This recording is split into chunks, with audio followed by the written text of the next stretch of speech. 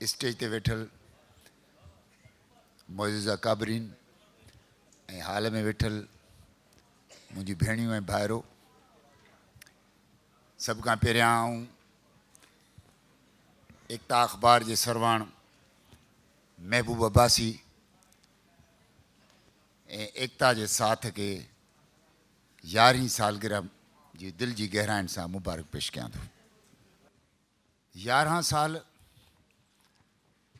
चवण में त आसान आहिनि, इन विच में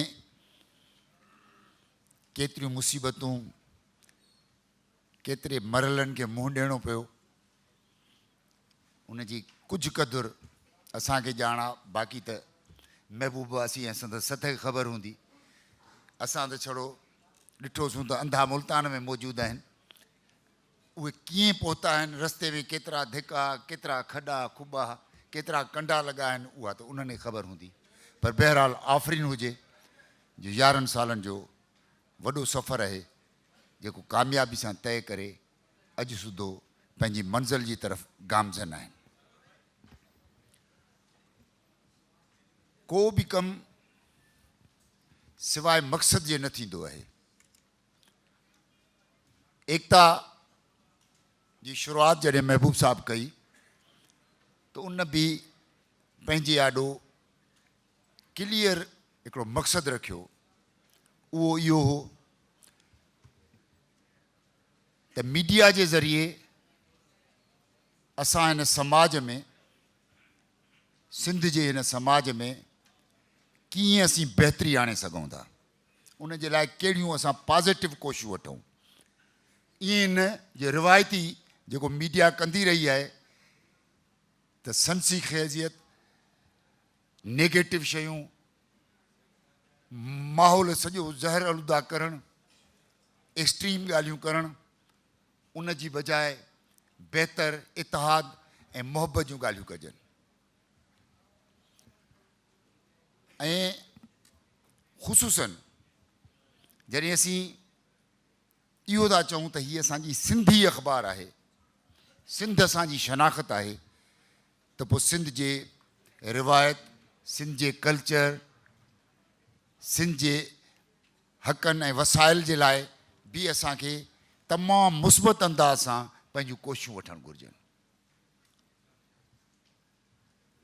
मां अॼु कालम बि लिखियो आहे ऐं इन ते मुंहिंजो घणो इंसिस्ट हूंदो आहे त हीउ जेको माहौल असांखे जोड़े करे ॾिनो थो वञे पियो, false fabricated, not a natural, उन हवाले सां असांखे मीडिया जे थ्रू तमामु ज़िम्मेदारी सां पंहिंजो रोल प्ले करिणो आहे।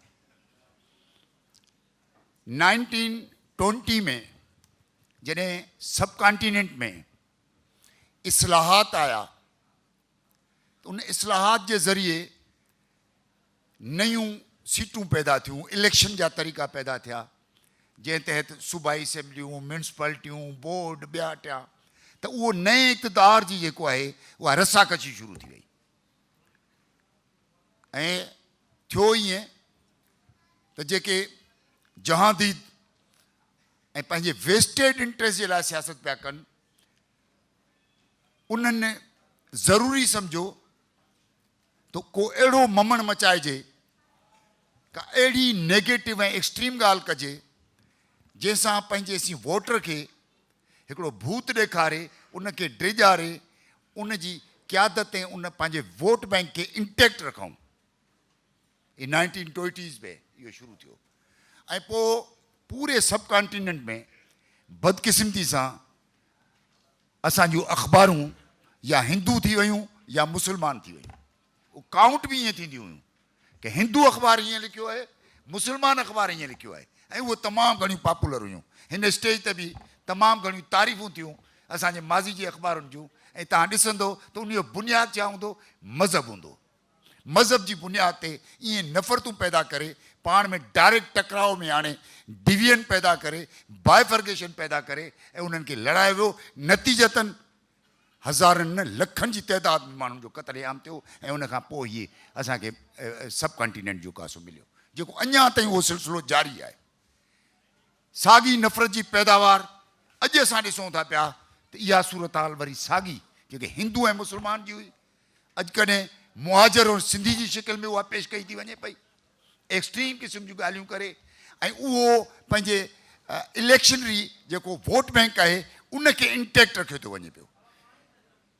यानी असांखे हिकिड़ो भूत मुहाजर जो ॾेखारे थो वञे, मुहाजरनि खे सिंधी जो भूत ॾेखारे थो वञे। इहा असांजी तबाही ऐं बर्बादी जो सबबु थींदो। 1988 में मां कन्वीनर हुयुसि सिंध नेशनल अलायंस जो।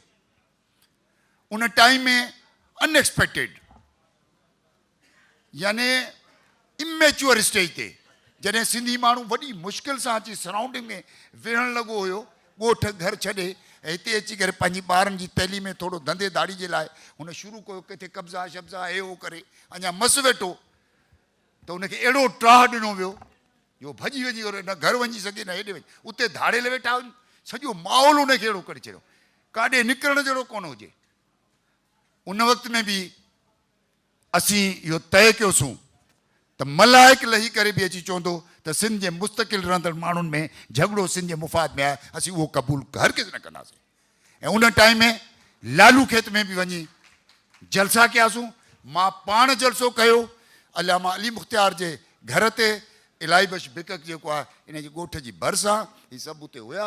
ऐं उते बि वञी असां इहो ई पैगाम ॾिनोसीं त बाबा ही तव्हांखे कहिड़ो डिवीजन जो शौक़ु आहे, पूरो सब कॉन्टिनेंट तव्हांजे हवाले हुयो त न असांखे पाकिस्तान खपे, जेको यूपी जेतिरो बि कोन हुयो।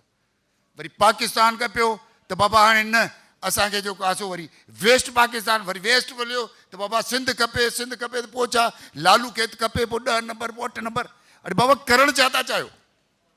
ये इनकार वतन जी इहा जेकी तव्हांजी फिलासफ़ी आहे, साॻी सूरत हाल खे तव्हां दोहराईंदो त का बि धरती तव्हांखे पंहिंजो कोन कंदी। उन करे तव्हांखे इहो कहिड़ो डिवीजन जो शौक़ु आहे? मां हिन सिंध जो वारिस आहियां, मां तोखे चवां थो पियो त तई मालिक थी वञो रेती खां वठी कराची ताईं, तव्हांखे का ज़रूरत कोन्हे का जो मां सर्टिफिकेट इशू कयां। तव्हां पाण खे डिक्लेयर कयो त असां त बहितर सिंधी आहियूं। यानी असां हिन ॻाल्हि ते जीअं उहो हज़रत अली वारी ॻाल्हि थींदी आहे त ॿिनि माण्हुनि जेको आहे सो क्लेम कयो त हीउ ॿारु मुंहिंजो आहे।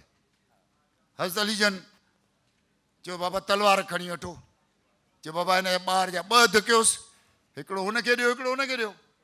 जेकी असुल माउ हुई उन चयो बाबा सॼो हुनखे ॾेई छॾियसि, मुंहिंजो ॿारु त बचे। सो मां मालिक आहियां। मां हिन लालू खेत में जलसो कयो जॾहिं एक्सट्रीमली सिंधी मुहाजर जहिड़ो उरूज ते हुयो, माण्हू साड़िया पिया विया रोड ते, औरतुनि जी बेरुमती पियो कयूं वञूं। असां उते वञी जलसो कयोसीं, ॿाहिरि निकितासीं, अटैक थियो ऐं उन में मुंहिंजो कज़न जेको आहे शहबाज़ शहीद थी वियो ऐं मूंखे बस्ट लॻो ऐं उन खां पोइ जेको आहे सो मूंखे अची हॉस्पिटल में एडमिट कयूं। पर उते उन टाइम बि एजेंसियुनि जा माण्हू अख़बारी सहाफ़ियुनि जे रूप में उते पहुता। जन मूंखां पुछो त तव्हां लालू खेत में विया आहियो, उते माना तव्हांजे मथां MQM अटैक कयो आहे?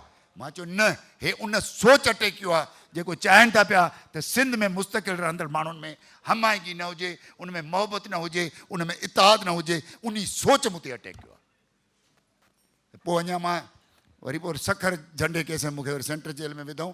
अञा गोलियूं बि कोन निकितियूं हुयूं त उहे माण्हू मारिजी विया ऐं ख़बर इहा ई पई त वाक़ई उहे एजेंसियुनि जा माण्हू हुया। सो ॻाल्हि इहा आहे त असांखे अहिड़े माहौल में जॾहिं एक्सट्रीमली अॼुकल्ह मुतवातर ॻाल्हियूं हलनि पियूं, क्लिप्स जेके आहिनि सो उहे हलनि पियूं ऐं हिकिड़े तरफ़ जेको आहे सो इहे MQM जी लीडरशिप अजीब क़िस्म जूं तकरीरूं थी करे, अजीब क़िस्म जा थ्रेट थी ॾे ऐं हेॾां वरी हमायगी जो माहौल पैदा करण जी बजाए ओतिरो ई वरी उन खां वधीक असां एक्सट्रीम जेको आहे सो ॻाल्हियूं कयूं था। भई असां जेकॾहिं हलूं था पिया त इहो असांजी ज़िमेदारी आहे त असां बहितर रस्ता ॻोल्हियूं, बहितर रस्ता ॾियूं हिन जज़्बाती माहौल में, हिन अहिड़े क़िस्म जी जिते सारी जेको आहे सो हिननि शहर में जेको आहे सो पेट्रोल हारे छॾियो हुजे, छड़ो तीली ॾियण जी ज़रूरत हुजे। अञा असां उन में पंहिंजी ज़िमेदाराना तरीक़े सां उन जे मथां को पाणी जो गिलास वञी विझण जी बजाए अञा उन बाहि खे वधायूं त इहो वॾो क्राइम थींदो, इहो वॾो ॾोह थींदो। सो इन जे करे मां सम्झां थो पियो त एकता जेको आहे उन में इंतिहाई पंहिंजो अहम रोल अदा कंदी रहे थी पई, ज़िम्मेदारान रोल पंहिंजो प्ले कंदे थी रहे। अवां ॾिसंदो त असांजा कालम असां लिखंदा कोन, लेखक को प्रोफेशनल कोन आहियूं, पर असांजी दिलि कंदी आहे त एकता जे लाइ लिखूं, ऐं उहा एकता जे लाइ असीं जेको लिखूं था उहो अमन, इतिहाद, मोहबत, तरक़ी ऐं आज़ादी जो प्रोग्राम आहे। उन में तव्हां ॾिसंदव त ईअं कोन्हे जो कुतो भौंके थो पियो त असां उन्हनि खे चवंदासीं तव्हां बि कुते वांगुरु भौंकणु शुरू कयो, ईअं न आहे। असां माणपो सेखारियूं था, जेकी असांजी सिंध जी रिवायत आहे, उहा आहे रिवायत असांजी, त असीं हर लिहाज़ सां मोहबत कंदा आहियूं, हर लिहाज़ सां असीं दरगुरदर ऐं बर्दाश्त कंदा आहियूं, ऐं तमामु बहादुरी ऐं इस्तिक़ामत सां पंहिंजी ॻाल्हि ऐं पंहिंजे हक़नि जो तहफ़ुज़ कंदा आहियूं। तव्हां दोस्तनि जी वॾी महिरबानी, एकता खे वरी बि मुबारक लख लख। To watch more videos, please subscribe to our YouTube channel and click the bell icon.